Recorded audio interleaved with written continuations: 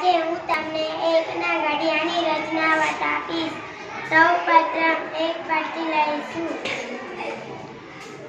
તેના ઉપર એક પટ્ટી આડી ગોઠવીશું। એક એક એક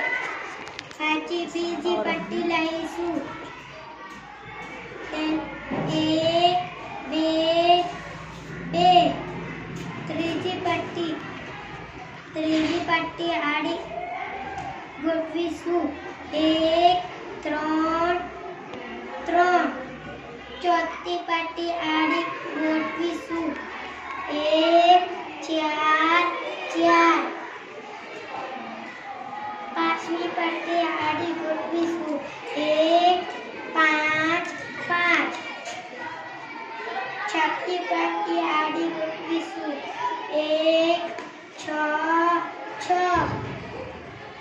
સાતમી પટ્ટી આડી ગોઠવીશું,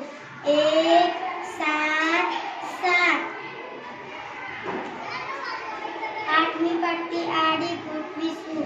એક આઠ આઠ